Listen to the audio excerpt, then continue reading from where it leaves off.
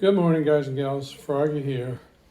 I'm going to show you a quick video on changing out your eyeball ceiling lights. Well, you call them can lights or recessed lighting. The eyeball ones are the ones that have a little aiming fixture as part of it. So I'm not going to do any of those today. But these will, let me show you. These will replace the ones that, they have like a little empty space, a little gap in between the bulb. That's already an LED bulb, by the way. But I'm going to replace it where that gap shows, whoops, and replace it with one that looks like that. Okay. It also has, this one has adjustable color temperatures on it. See? So we can set the color temperatures to a little bit brighter than what these older ones. The older ones were 2,700 and I'm going to set these to 4,000. Okay, so let's get started. First thing is, and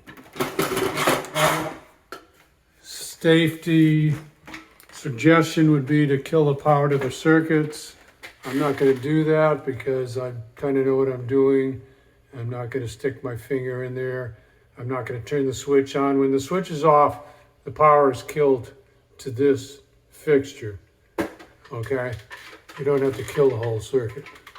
But please do that if you want to do that. So first thing is unscrew the bulb.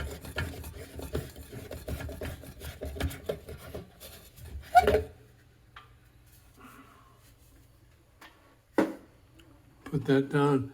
These, you just get your fingernails under there, you grab it, pull it down. And what holds it in there are those little tension wings that just split, they spread out and they compress. The new one's going to be slightly different. Now what you have to do is compress these two little guys here, and that will drop this cone away. I'm going to need two hands to do this. Okay, so now with this we leave in there, and this has separated the cone shape just by compressing those two little tabs. Okay, let's get down. All that's getting thrown away, recycled. Maybe I'll find a neighbor who can use these LEDs. Now we have to set up the new one. So let me make a little space here. The only two you actually need, if you're going to laugh, is a medium Phillips head.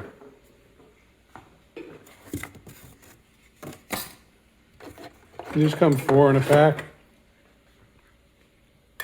So there are two means to attach these to cans. And I'll explain one of them and then I'm going to do the other one. If your can in the ceiling has a little punch out,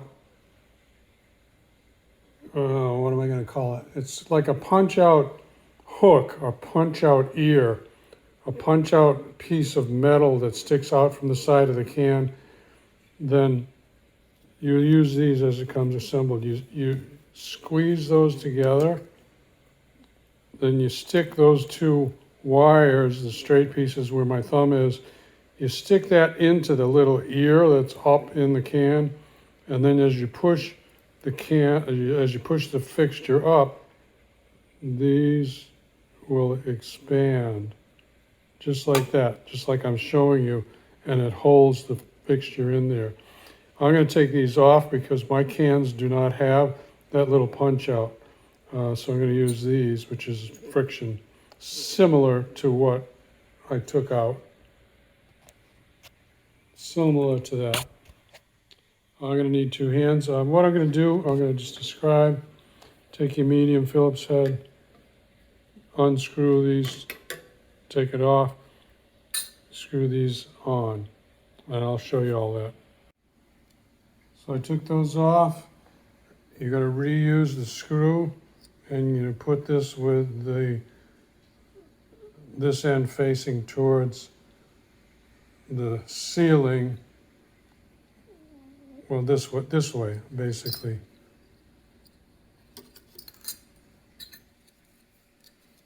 Not that way, okay?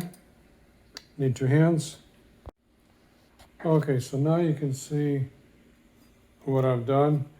Here's one of the weak points, I would say, of this thing.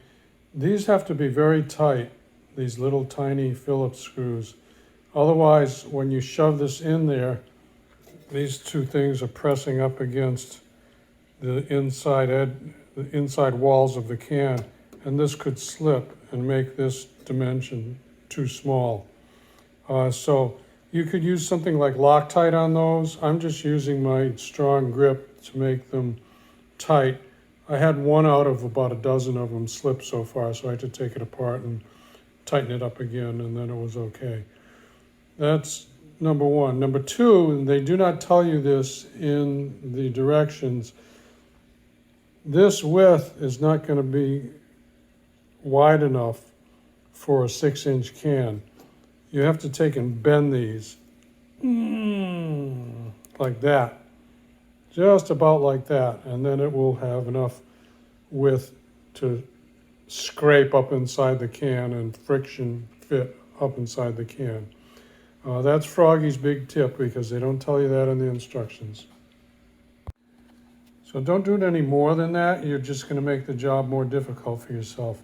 This is a switch setting, so that's full daylight if you go all the way that way, and if you go 1 back like that, that's 4,000. That's what I want these set to, 4,000. So this is ready to go. One more thing, you need this adapter that gets the power from your old standard socket, and it's got a 1-way plug that goes into this LED type fixture. Okay, leave it disconnected now. I'll show you how we do this.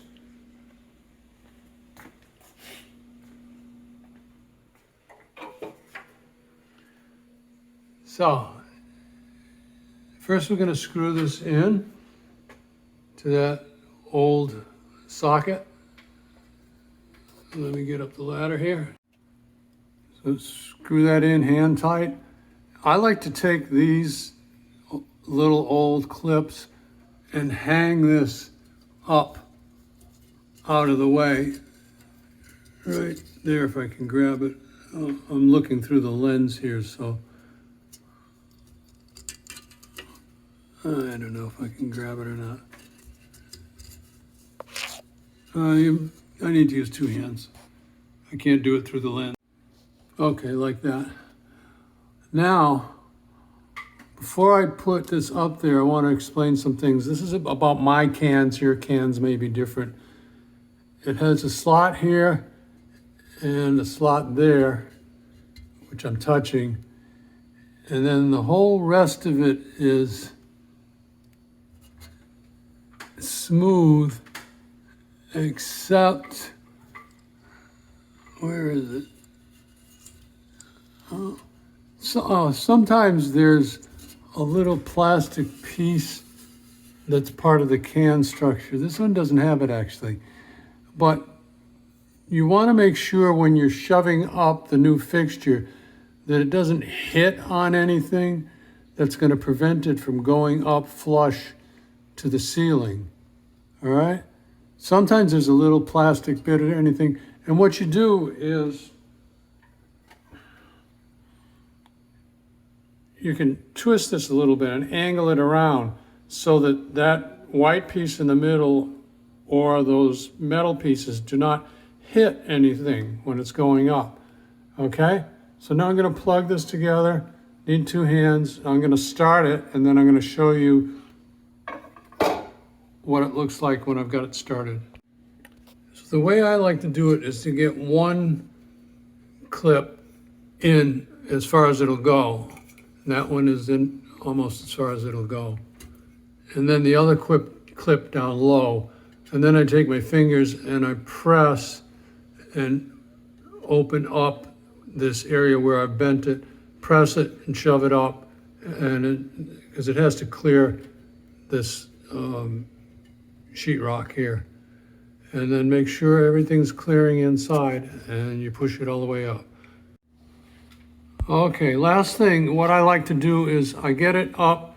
Usually it's got maybe a little 1/4 inch gap or an 1/8 inch gap, and I press and then I bang it, and that kind of shocks those little metal spring things and lets them jump up a little bit higher, and then eventually you get almost zero gap. Now the old style that had those wings, they actually had an upwards pressure that made these things hug the ceiling a little bit better. This is not bad, but the pressure is just that way and that way. There's really no pressure hugging it up into the ceiling. And this is about as good as you're gonna get. Okay? Okay, so from down here it looks pretty good. There we go. And there we go. So that's about it. I got 1, 2, 3 more to go. Give me a thumbs up or a like if this helps you out.